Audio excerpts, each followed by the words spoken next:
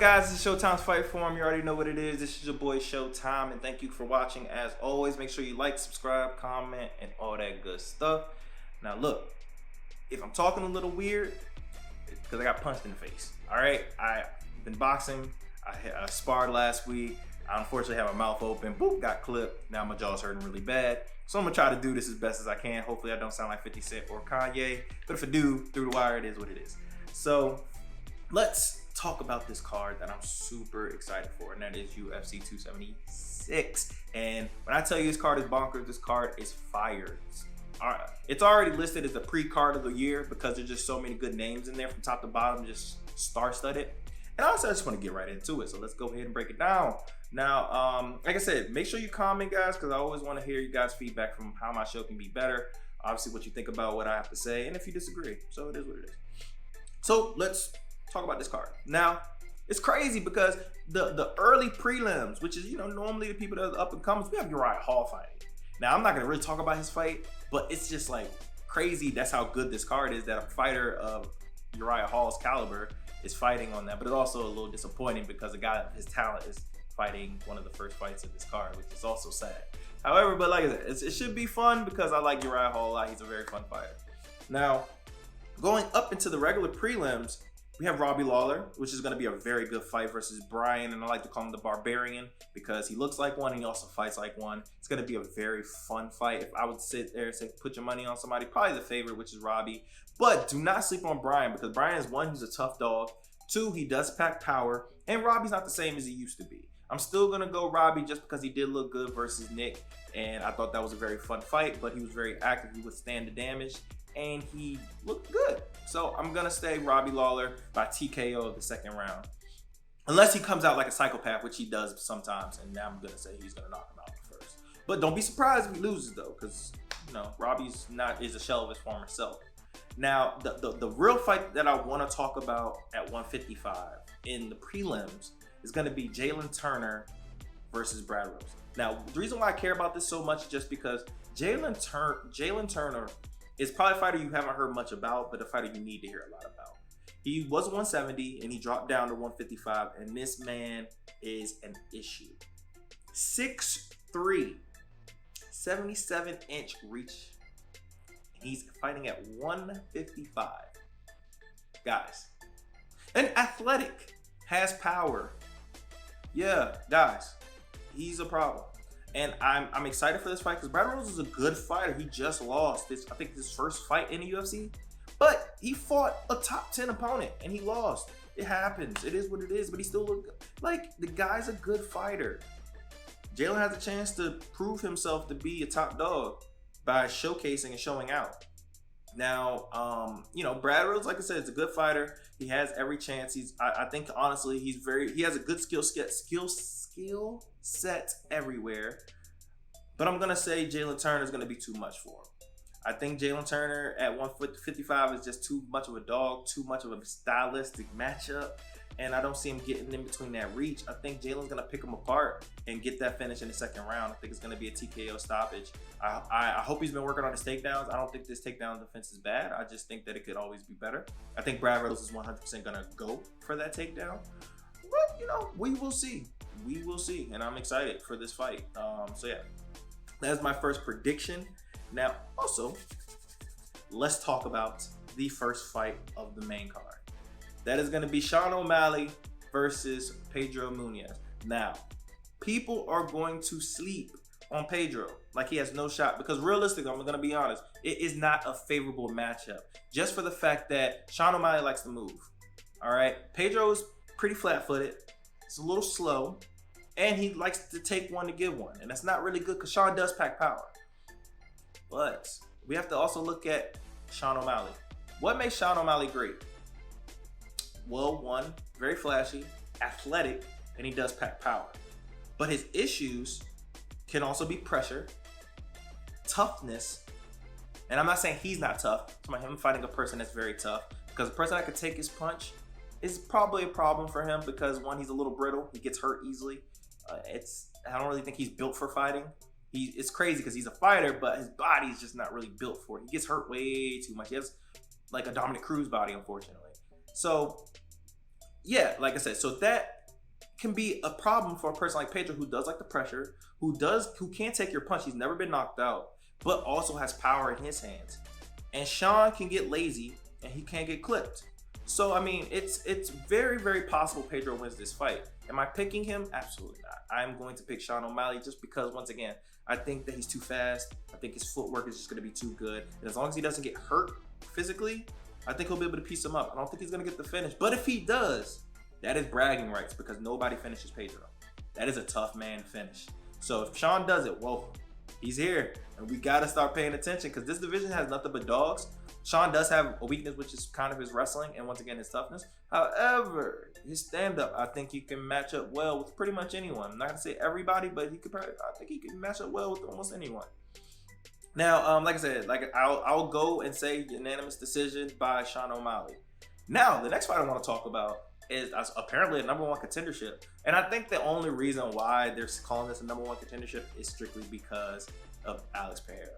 Like, they're only doing that because of Alex. Like, realistically, it's not because of Sean Strickland.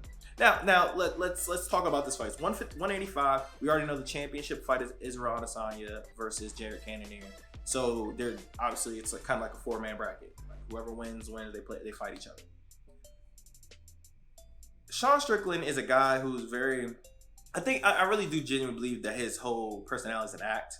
I don't believe he believes half the stuff he says. I think he just does it for fun. And my biggest issue with his quote unquote personality is that it doesn't really match his fighting style. Like if you're gonna talk to me about like, yeah, bro, I just want to be secluded. I feel like I'll kill a man if I don't. I just want to mass murder everyone. This, that, and the third. Like, if you're gonna have that personality, I'd rather see that personality in a fight where it's like, bro, this man's a dog. Like, this man's like out to kill or be killed. He don't care. That's not really his style. His style is volume 1-2, volume 1-2. I'm gonna talk a little bit once I'm comfortable, but I'm not really gonna do too much. I'm just gonna keep 1-2ing you to death. I'm not really with the act. It just, if you really want to murder a man, quote unquote, like I gotta see viciousness. If Robbie Lawler said he wants to murder a man, nobody would really say that that's not true. They would say, I'm pretty sure he's already killed about 5 people already. I could tell by the way he fights. Like, Sean, no, you see him fight, you be like, oh, he's probably a father of 5, 3 girls, 2 boys, and having a regular life. Like, that's the vibe I get when Sean Strickland fights. It seems safe. So, and let's go back to Alex. Alex is a kickboxer. He's the only person to knock Israel Adesanya out. He beat Israel, I believe, twice, 2 or 3 times in kickboxing. And he's undefeated in the UFC. Not the greatest wrestler.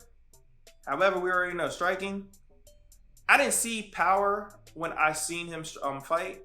What I saw was accurate. I see timing, and that just brings in KOs. And it's just, and volume. So he's very good. He's obviously an excellent stand-up practitioner.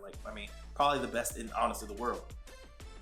But he has holes in his game, which is his wrestling. Sean Strickland can't expose him with that, and I do personally think that Sean Strickland is not going to strike with him. I think he's going to try to wear him out. He's going to try to wrestle him, and if it's a 3-round fight, so I think that he's going to try to grind out a dub. So I am going to say Sean Strickland will win via unanimous decision. However, all this goes to hell if Sean Strickland actually tries to strike with him. If Sean is stupid enough to actually try to strike with him and try to volume him to death, it's going to be an early night for him. He's going to get KO'd pretty easily, probably within the first 2 minutes. It's levels to this. Sean Strickland style, it could cause problems because it's linear. So, you can get to the target quicker. However, he's going to get clipped. He's going to get caught, and he will get timed. So, yeah, if he doesn't go for the ground, RIP Sean Strickland.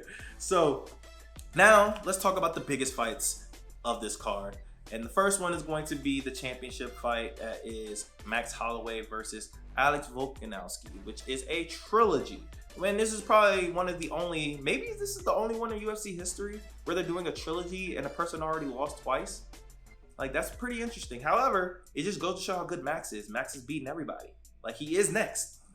It's funny because he's lost twice, but he's genuinely next. Who else is he supposed to fight? People really think that, either Max won both the previous fights or it was split. I'm actually of the belief that I think Alex won both fights. I think that the second one was closer than the first. I thought the first was pretty easily Alex. The second one was very, very close. And I understand, but I thought that Alex won the last 3 rounds. Now, how's this fight going to go? I mean, who the hell really knows, man? Because this been so technical. It's been so complicated. There's just so many different barriers into this fight. The grappling department, the striking department. Realistically, I already know Max is a better striker. We've seen that in the second fight. When he's locked and loaded, Alex had nothing for him. That's why he had to revert to number 2, which was the takedowns. There are just so many avenues, so many things you have to worry about in Alex's game that it's just a very bad matchup for anybody that's in 145. I mean, realistically, like his footwork is crazy. I mean, he isn't much of a power puncher. Yes, he just beat Korean Zombie, but I said this before. I knew he was going to knock out Korean Zombie. That was a terrible matchup for him. Like, that was awful. Like, tailor-made. We knew that was going to happen. But Max is not Korean Zombie at all.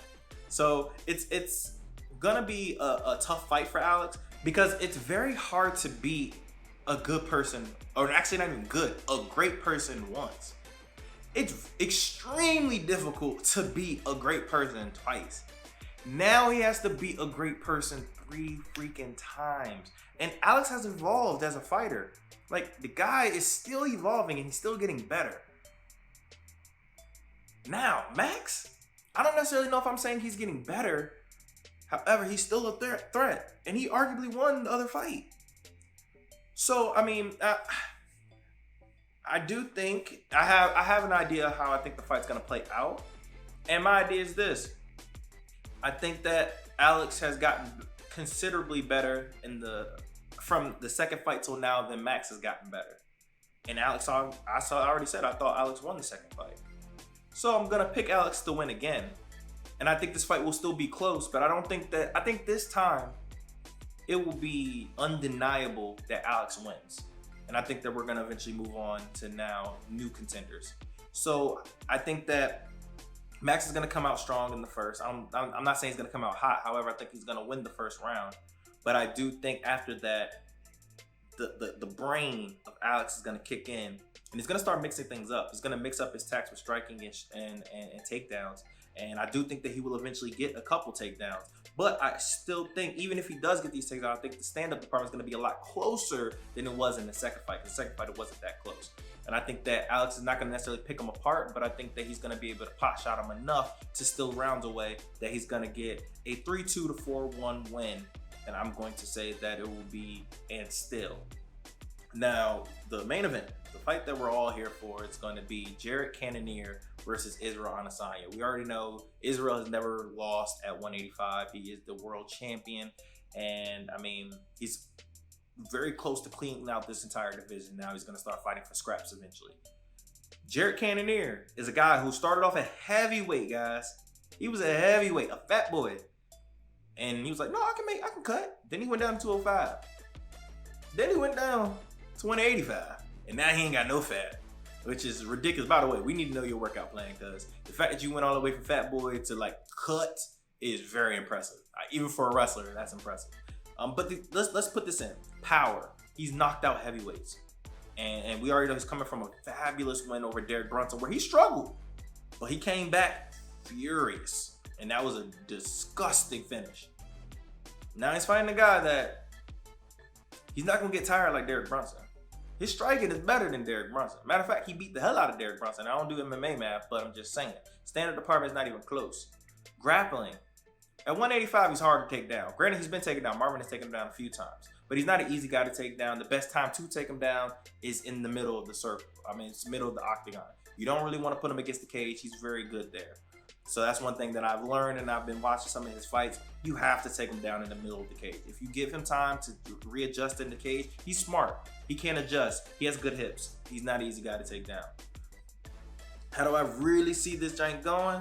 I mean, you ask me, Israel's going to like dust this man.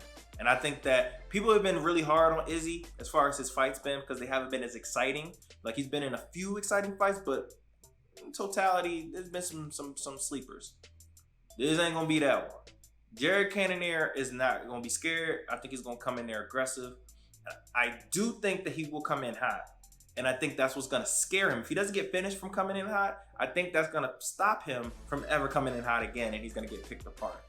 But I do think he's going to eventually come in too hot eventually, and he's going to get countered, and Izzy's going to finish him with either an elbow, a kick, or something that's going to be crazy that we don't see coming, that he doesn't see coming, and it's going to sleep him. And I think that's going to happen within the first 2 rounds. Now, if that doesn't happen, if the finish doesn't happen in the first 2 rounds, I don't think the finish is going to happen. And I think that means Izzy is comfortable and he's just going to piece him up. I just think Jared Cannonier's path to victory is obviously power shot catching Izzy, which you can. It's possible. Yoel caught him. It's possible. But it's not that possible. It's hard to do. And then also, you know, do what everybody else tries to do, which is take him down there and dry hump him, which is still possible. You could do that. I don't think Jared Cannonier is that good of a wrestler to do that, but who knows? He might. He's strong. We know that for facts. But like I said, I'm rolling with my man Izzy. I think it's going to be 2 and stills, and New Zealand is going to keep their champions, and we're going to keep it pushing to the next show. But I would love to hear what you guys think, and as always, you already know this is Showtime Fight Forum. We talk all things fights. Thank you guys for tuning in. Make sure y'all be blessed.